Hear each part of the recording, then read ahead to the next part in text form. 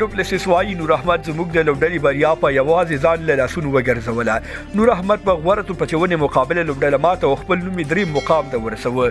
جزئیات همدلته وګورئ او انعکاس میډیا چینل سبسکرایب کړئ. د سویلي افریقا کرکټ شیلوریز لیګ په دوام د جوبر سپر کینګز لوبډلې لوبډلمشر او نمتو توپوهونکي فیف ډوپلیسس د افغان سپینر توپچونکي نور احمد له کډوال ستاینه کړې او هغه یو جادوګر سپینر بللی دی.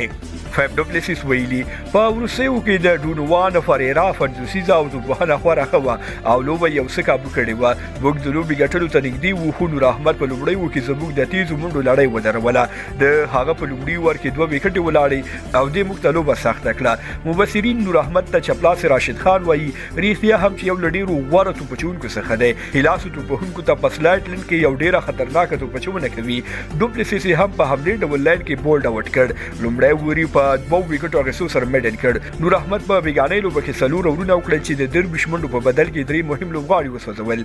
نور احمد په ټوله کې د سویلي افریقا شیلوریز لیګ په روان پړاو کې خورا ښه ځلېدلی دی. هغې د دې لیګ په لړ کې 10 لوبې وکړې او 14 لوبغاړي وسوځول چې اوس د دې لیګ 3 مخکښ وکټ اخیستونکی دی. د سویلي افریقا کرکټ شیلوریز لیګ سیالیو روان پړاو کې مجیب الرحمن او نور احمد له کډوال دواړه په 10 لوبو کې 14 لوبغاړي سوځولي دي. خو مجیب الرحمن په کم اکانومي سره دوهم او نور احمد په 3 مقام کې ځای لري. تاسو خواږه ملګري په دې اړه څه نظر لرئ کمنټ کې ولیکئ. له ملتیا او لیدو مو نړۍ مننه. ویډیو لایک او شیر کړئ. چینل مو هم سبسکرایب کړئ. تر بیا ښې چارې لوی لامل شه.